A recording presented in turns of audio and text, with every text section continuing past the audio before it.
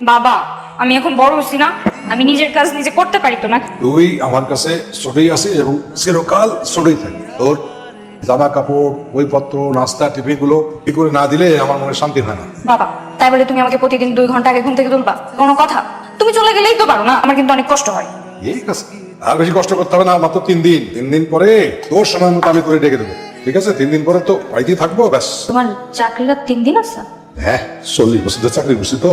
তুমি ওদের মানে চাকরি থেকে রিটায়ার করে ফেলতেছো, ওকে কি বেতন দেবে না আর? বেতন দেবে 9 মাস, তারপরে পেনশন, প্রভিডেন্ট ফান্ড, গ্র্যাচুইটি এগুলো আছে।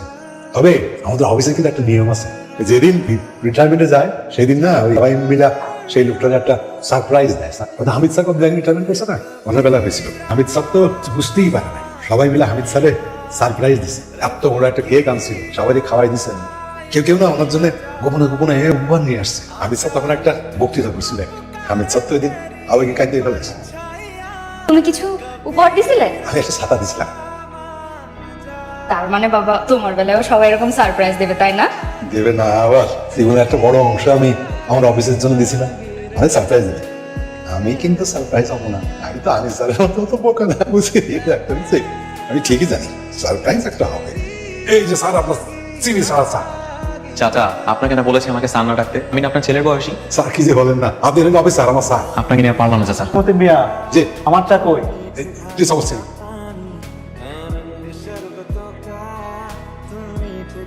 তোমার অফিসে কি অবস্থা? সারপ্রাইজ টারপ্রাইজ দেবে কিছু?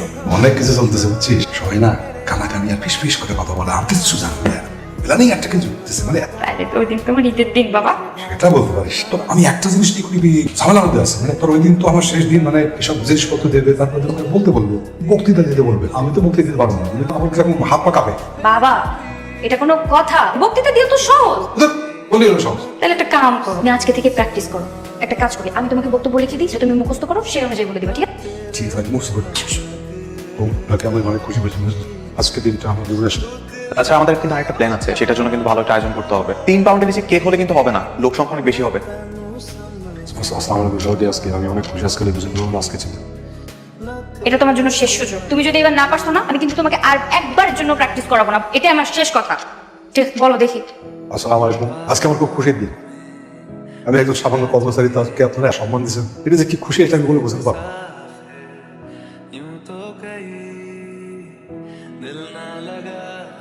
বাবা, তুমি তো পাঠিয়ে দিছো। আমি দেখো দেখো, দেখো না। যা। এটা তোমার জন্য।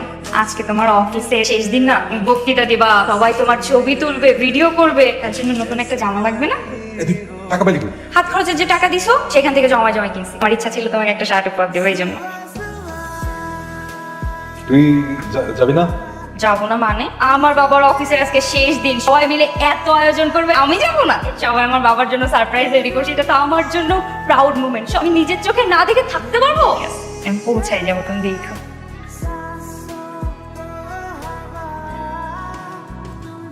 বাবা, অনুষ্ঠান কি শেষ? অনুষ্ঠান কি শেষ হয়ে গেছে? শুবি? আরে তাই তো, পারফেক্ট সময় চলে আসো। চলো দেখো, চলো। কেউ বুঝতে পারে না। আরে না, কেউ আমার বুঝতে পেরেছে না, সবাই চাচা, উনি কে? আমার মেয়ে। আসসালামু আলাইকুম। ওয়ালাইকুম আসসালাম। চা কফি কিছু বানিয়ে দেন। আমি তো কিছু বুঝতে পারতেছি না, কোনো সারপ্রাইজ টারপ্রাইজ প্ল্যান কি আছে নাকি নাই, কিছু তো বোঝা যাচ্ছে না। বোঝা গেলে কি সেটা সারপ্রাইজ আগে?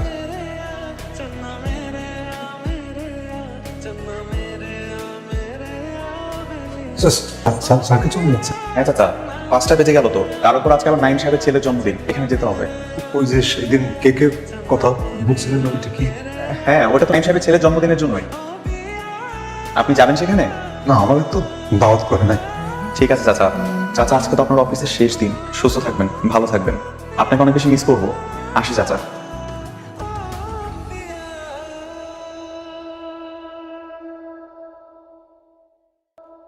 হ্যাপি রিটায়ারমেন্ট মিস্টার তিন। চলো আমরা কেকটা কাটি। ওরা তোমার রিটায়ারমেন্ট সেলিব্রেট করেন তো কি হয়েছে, তোমার মেয়ে আছে না? আজকে আয়োজনটা না করে একদম ভালোই হয়েছে বুঝছিস। আয়োজনটা করলে আমার বক্তৃতা দিতে হইতো না, আমি তো বক্তৃতা দিতে পারতাম না। রাত পাকা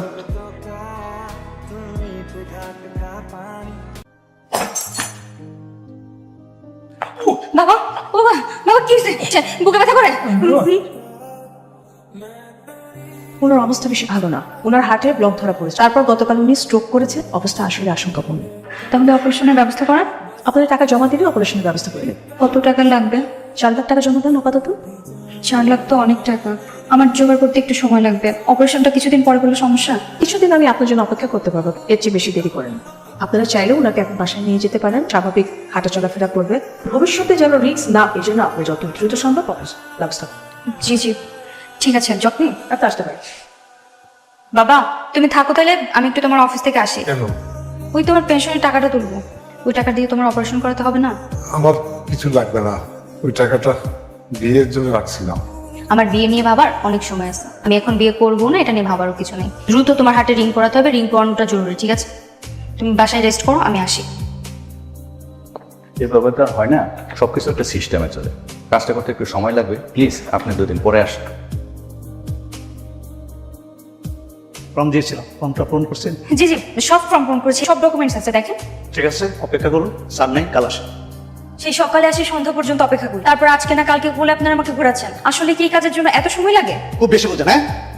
না আসলে আমার বাবা অনেক অসুস্থ, তো টাকাটা আমার একটু দ্রুত দরকার, একটু দ্রুত ব্যবস্থা করেন।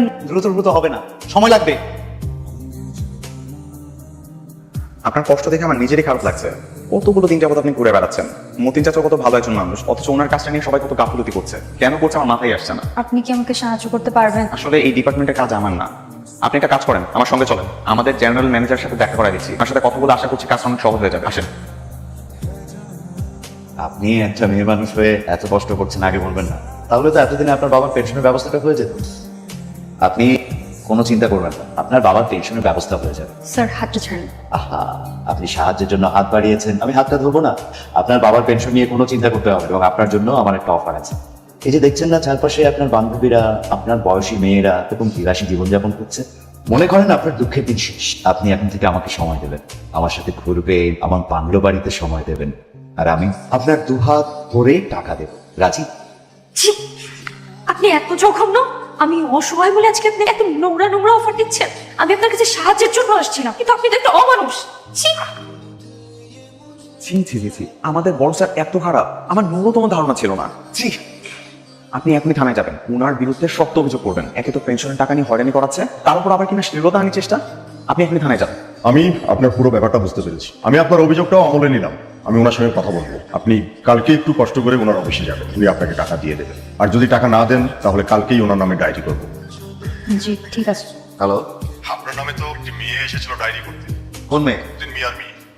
নেহাতি আপনি আমার কাছের একজন বড় ভাই, এই জন্য মামলাটা নেওয়ার আগে আপনাকে সমাধান করার একটা সুযোগ দিলাম। আশা করছি আপনি আর মেয়েটাকে হয়রানি করবেন না, ওনার বাবার পেনশনটা ওনাকে ভালোভাবে বুঝিয়ে দেবেন। আচ্ছা। হ্যালো, বুঝতে পারছি, আপনি তো জিএম স্যারের কাছে আসছেন, তাই না? স্যার আছেন না? না না, স্যার তো অফিসে নাই, স্যার তো বাসা চলে গেছে, কিন্তু যাওয়ার সময় আমার বই গেছে, আপনি যদি আসেন তাহলে আপনাকে বাসা ভাড়া দিতে। বাসায় কেন? সাইন, বাসায় গেলে আপনাকে সাইন দিয়ে দিব। আমার একা একা ওনার বাসায় যাওয়া ঠিক হবে না। আমি তো ওনার বাসায়ও চিনি না। আপনি কি ওনার বাসা চেনেন? আমাকে একটু নিয়ে যেতে পারবেন? হ্যাঁ, আমি আমি আমি চিনি, আমি চিনি। আপনি প্লিজ একটু চলো প্লিজ। জি জি জি, চল। তুই আমার নামে কেস করতে গেছিস, তাই না? কেস কর। আমি তোরে এত দারুণ একটা অফার দিলাম, তোর পছন্দ হলে রাখতে, পছন্দ না হলে চলে যাবে। তুই আমার নামে কেস করতে গেলি কেন? মাফ করে দেন। আর আমার এই বাড়ির মজা কি জানি, সারাদিন চিল্লাইলেও একটা লোকের কানেও যাবে। যা কেস কর না। আপনি আমার কাছে কি চান? সবকিছু তোর এই বাড়িতে আমি সারা জীবনের সুরক্ষিত করে নাও, বিনা কেস। প্লিজ আমার মাফ করে দেন। আমি আর এরকম ভুল করবো না। আমার বাচ্চা, তোর দেমাগ আমি এবার দেখে নিব। আমার বাবা অনেক অসুস্থ। আপনার যা করার তো আপনি করে ফেলছেন, এখন আমাকে চাইতে দেন না। আমার অসুস্থ বাবা বাড়িতে একা। তোর মতো দেমাগি মেয়েরা আমি এখন সাইডে দেই, আর তুই সোজা থানায় যায় আমার নামে মামলা করবি না। তোরা ছাড়তে পারবো না, তুই সারা জীবন এখানেই আটকায় থাকবি। আমার বাবা অনেক অসুস্থ, এবারের মতো চায় না। ওরে চাইতে দেন না। বাবা!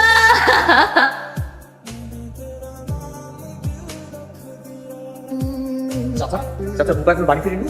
না না স্যার, আর বাসা করে নিয়ে আনো। চাচা আপনি নিজেই তো অসুস্থ, তাতে বলে ওকে এরকম ভাবে খুঁজে বেড়াচ্ছেন। ও হয়তো কোনো মেয়ে বন্ধুর বাসায় গেছে। আমি আমার মেয়ের নাকি বাড়ি পাবো, কোথায় কোথায় খুঁজবো?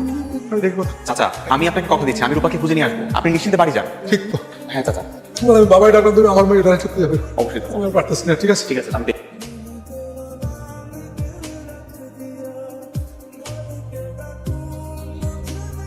হ্যালো অফিসার, কি খবর? আপনি কি মিয়া মানুষ নাকি অমানুষ? আমি আপনাকে একটা সুযোগ দিয়েছিলাম এটার সঙ্গে ঝামেলা মিটিয়ে ফেলার জন্য, আপনি উল্টো সেটা নিয়ে আরো বাড়াবাড়ি করেছেন। ওকে ফাইন, কোনো সমস্যা নেই, আপনাকে তো এখন জেলের ভাত খেতে হবে। আমার কিচ্ছু করার নেই, দ্রুত গাড়ি রেডি করো, এখনই মুভ করতে হবে। আমি জানি তুমি তোমার বাবাকে অনেক ভালোবাসো। পৃথিবীতে তোমার বাবা ছাড়া এত আপন আর কেউ নেই তোমার। শুধুমাত্র তার কথা ভেবেই আমি তোমাকে ছেড়ে দিচ্ছি। একটা শর্ত আছে, তোমার বাবার নামে কসম কেটে বলতে হবে আমাদের মধ্যে যা যা ঘটেছে তুমি কখনো কাউকে কিছু বলবে না। ভেবে দেখো। আমি কাউকে কিছু বলবো না, আমাকে যেতে দেন। নাও তোমার ফাইল আর মোবাইল, আমি সাইন করে দিয়েছি।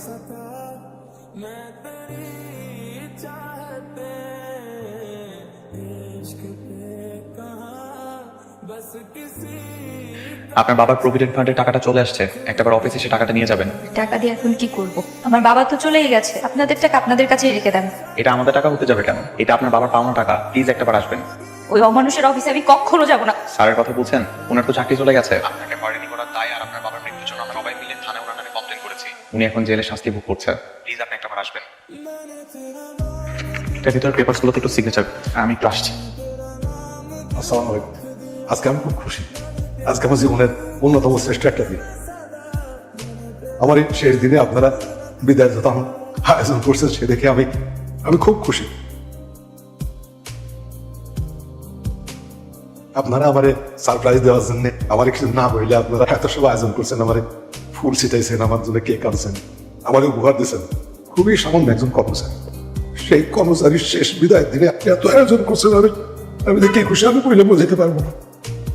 আমার জীবনের শেষ দিন, সেই শেষ দিন আমাকে এতটা সম্মানিত করলেন।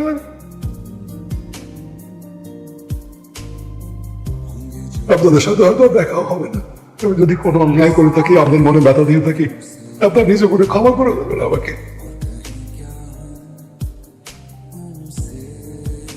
স্বার্থপর এই পৃথিবীতে অনেকেই সময়তে তার প্রাপ্য সম্মানটুকু পায় না, অথচ এই প্রাপ্তিটুকু যদি সময় মতো পেতেন, আজ আমার বাবা কতই না খুশি হতেন। আজ তার জীবনে সে একটা দিন হয়ে থাকতো। মানুষ তার ভুল ঠিকই বুঝতে পারে, কিন্তু এমন সময় এসে বুঝতে পারে তখন হয়তো আর কিছুই করার থাকে না।